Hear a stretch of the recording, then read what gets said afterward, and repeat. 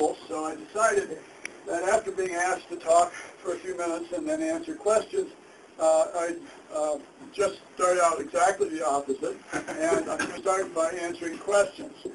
Even more radical, I'm going to answer the questions before you ask them. I know what the first two questions are going to be. The first two questions are going to be, why do I have such a strange title for my book? And why did I wait 40 years before writing the second edition?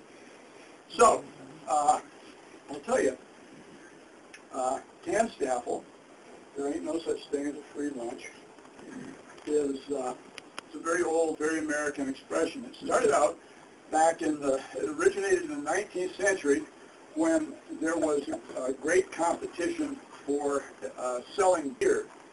And if a new tavern would have a hard time drawing customers away from an old one, and one method that they would use would be to offer a free lunch.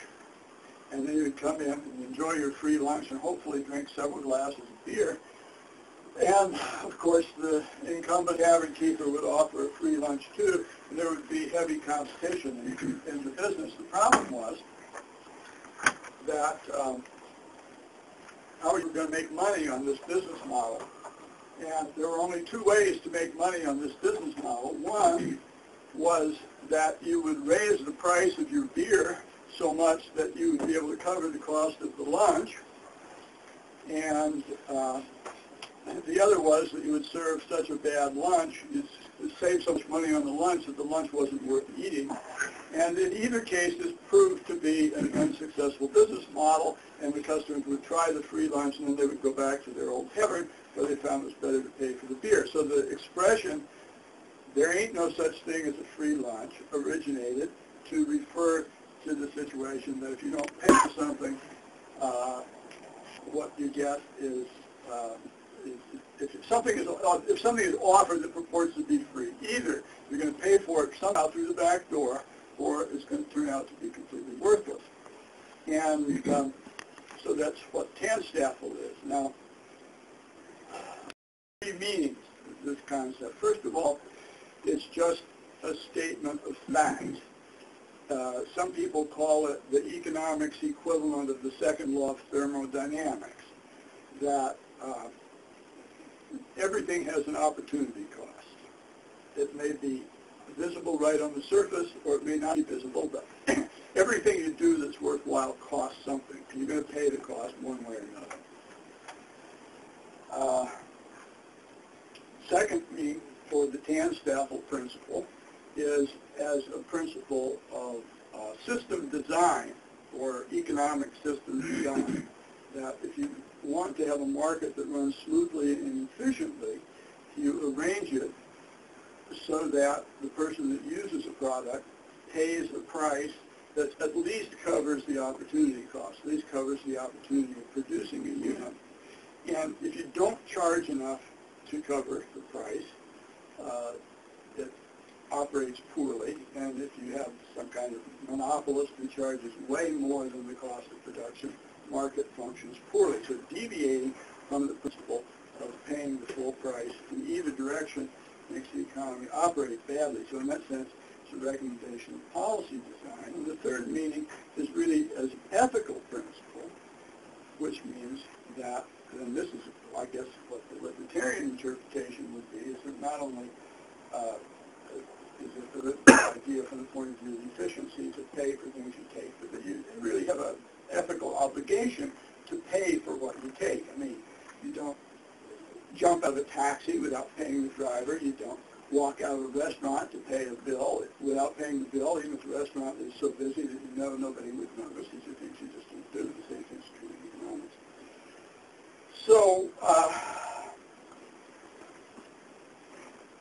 when I first started thinking about environmental economics, this idea had obvious infinity, because there are many cases when we're dealing with environmental subjects that somebody isn't paying for something, or doesn't want to pay for something, or refuses to pay for something, and things go badly. The most obvious example is pollution, because pollution is a cost of producing many things, whether you're produces wastewater or carbon, the new fashionable pollution or whatever else.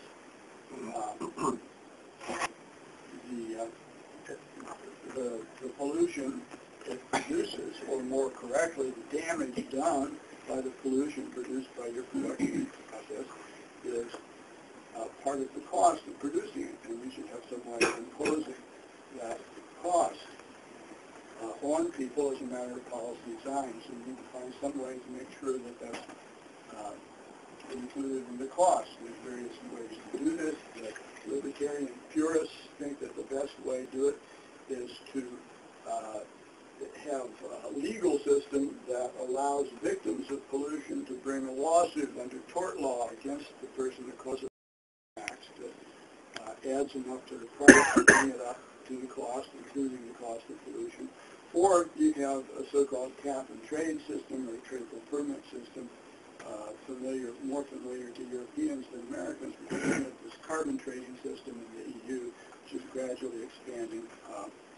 We haven't had as much of that in the States. So one way or another, to do that. So pollution is one area, but really there's lots of other areas of environment where you can also apply the Tanstaffel principle. For example,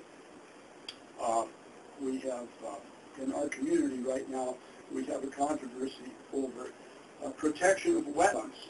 People are concerned that policy owners are either draining wetlands on their property. The wetland is defined so that it can either be a pond, or a lake, or some natural body of water, or it can just be a marsh, or it can even be a seasonal place where water sits part of the year. But that provides habitat for certain plants and animals, and if you fill that in or drain it in order to make it into farmland, then you're eliminating habitat for something. So the question there is, how should you regulate this? Well, here we have a slightly different view of the Tanstaffel principle, because here the question is who pays? Do you impose a regulation that simply says to the farmer, no, you can't drain that land, no, you have to leave that pond full, or you can't graze your cattle, and you can't let cattle drink out of the pond? Or do you, in which case the cost of providing the habitat is imposed on the farmer, or do you have a system under which you compensate the farmer for preserving the wetland? And again, there's no such thing as free lunch, in the sense that if we leave this habitat available for ducks and geese and so forth, there's a cost to it, and the cost is the crops that you could have grown on that land instead. But now, instead of imposing a tax on the farmer for filling in the wetland, you have the option of paying him something to preserve it. It's done differently in different communities. The people in our community want to put the cost on the farmer, but elsewhere there are both governmental and non-governmental organizations that solve this problem by means of a so-called conservation easement, where either a local government or a not-for-profit organization approaches the farmer and buys a so-called conservation easement. They pay him a rent of so much per year if he'll agree not to fill in wetland. Another type of issue. And there are others too. There are issues of resource depletion, population, overcrowding of the commons, overfishing of the oceans, and one way or another you can apply this Tanstaffel principle to all of them. And the book kind of goes through the whole list, doesn't it? It used to only be 100 pages long, and now it's grown by 100 pages, but it's still not a very long book. So I don't talk about everything possible, but a little bit of everything. Then, the second question. The second question was, why did I wait 40 years before writing a second edition? Well,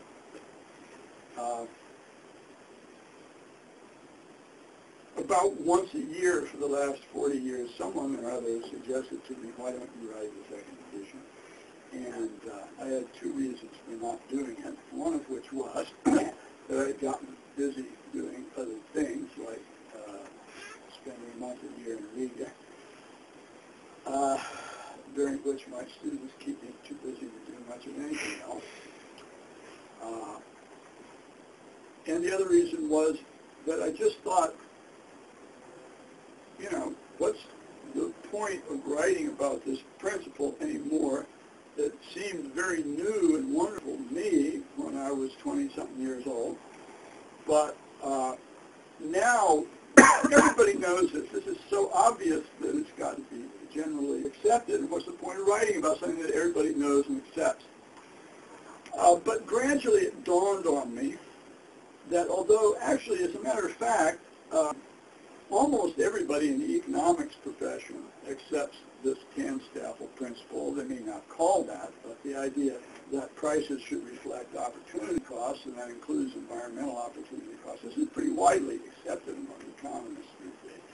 But economists are a small minority of the world, and it turns out that my hope that this idea would break out into the larger public consciousness away from the economics profession and become something that was obvious to everyone never came to pass, and finally the accumulation of circumstances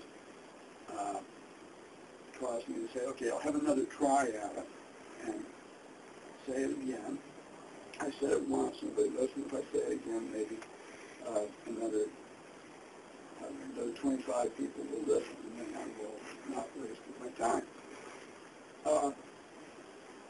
But I think what frustrated me, or what I came to realize, was that, there are a lot of ideas which become established as popular on the right and automatically unpopular on the left, or popular on the left and therefore unpopular on the right, or else maybe they become popular among libertarians and everybody else rejects them on principle, because I, like my